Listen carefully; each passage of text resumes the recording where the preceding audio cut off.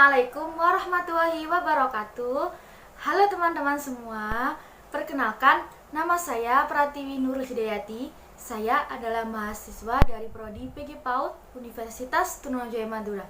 Nah, pada video kali ini saya akan menunjukkan dan menjelaskan kepada teman-teman semua tentang apa itu autisme. Nah, pasti teman-teman sudah tidak asing dengan apa itu autisme.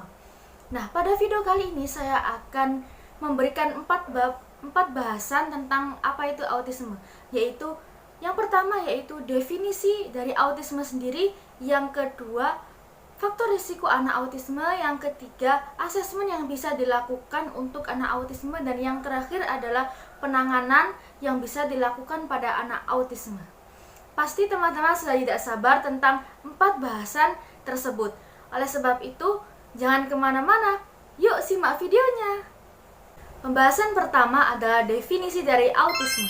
Nah, definisi dari autisme sendiri adalah ketidaknormalan perkembangan dalam bidang kognitif, komunikasi, perilaku, dan khususnya kesulitan dalam berinteraksi dengan sosial.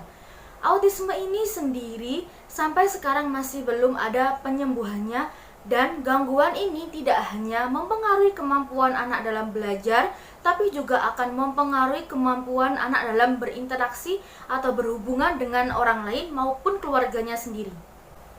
Adapun karakteristik dari anak autis adalah kesulitan dalam berkomunikasi, di mana semisal contohnya seperti kesulitan dalam memahami bahasa orang lain dan dalam berbicaranya. Selain itu, yang paling penting adalah anak autis kesulitan dalam berinteraksi dengan sosial. Nah, selain itu, dari kedua karakteristik tersebut, anak autis sering mengalami mood swing, di mana mood tidak menetap, yaitu di mana ketika anak tersebut mendengar suara yang keras, maka anak tersebut akan berteriak-teriak sambil menutup telinganya dan akan marah-marah. Nah, selain dari karakteristik anak autis, adapun juga gejala-gejala yang bisa terlihat pada anak autis. Di antaranya, yang pertama adalah anak tidak bergumam sampai anak tersebut menginjak usia 12 bulan. Yang kedua yaitu anak tidak menunjukkan atau belum menunjukkan kemampuan gesturalnya seperti menunjuk, dada-dada, atau menggenggam sampai anak tersebut menginjak usia 12 bulan. Nah, untuk gejala yang ketiga adalah anak belum mengucapkan sepatah kata pun sampai anak tersebut menginjak usia 16 bulan. Pembahasan kedua adalah faktor resiko dari anak autisme. Adapun faktor-faktor resiko anak autisme sering terjadi pada masa prenatal, di mana contohnya seperti ibu hamil yang memiliki riwayat keguguran, yang kedua ibu hamil yang memiliki riwayat diabetes saat kehamilan, yang ketiga yaitu ibu hamil yang pernah mengalami pendarahan, dan yang terakhir yaitu di mana ibu hamil ketika hamil sudah menginjak usia lebih dari 35 tahun. Selain terjadi pada masa prenatal, faktor resiko dari autisme bisa terjadi juga pada masa perinatal dan postnatal, di mana contohnya seperti ibu hamil yang kesusahan atau kesulitan dalam melahirkan. Pembahasan ketiga adalah asesmen yang bisa dilakukan pada anak autisme. Untuk mengasesmen anak autisme bisa dilakukan melalui tahapan screening, di mana pada tahapan screening terdapat 3 tahapan, yaitu yang pertama melakukan observasi kepada anak menggunakan instrumen-instrumen observasi. Contohnya seperti ini dan ini. Untuk yang ini bisa digunakan pada anak usia 16 dan 30 bulan. Sedangkan untuk instrumen observasi ini bisa digunakan pada anak usia 12 sampai 18 bulan. Selain dari 2 instrumen observasi ini, adapun juga instrumen-instrumen observasi lainnya yang bisa digunakan. Tahapan yang kedua adalah wawancara. Wawancara ini bisa dilakukan kepada pihak-pihak yang bersangkutan atau terlibat dalam pengasuhan anak tersebut, di mana tujuannya untuk menggali data lebih dalam mengenai anak tersebut.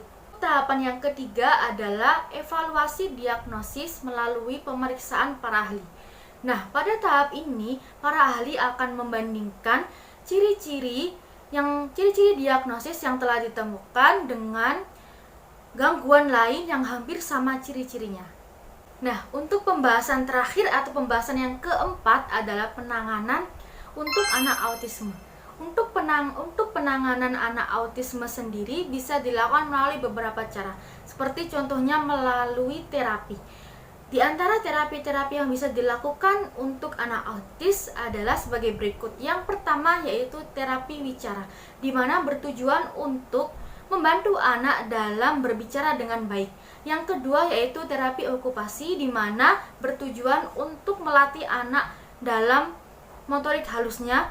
Yang ketiga yaitu terapi bermain, di mana pada terapi ini dilakukan untuk mengajarkan anak belajar sambil bermain. Yang keempat yaitu terapi medikamentosa atau obat-obatan, di mana untuk terapi ini sesuai dengan instruksi atau resep dari dokter. Yang terakhir yaitu terapi tingkah laku.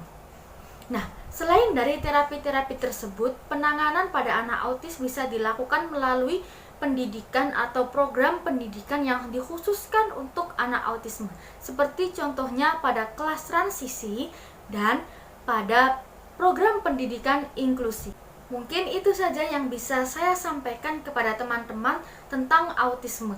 Baik itu mulai dari definisi autisme sendiri, faktor risiko autisme, asesmen yang bisa dilakukan pada anak autisme, dan penanganan yang bisa dilakukan pada anak autisme.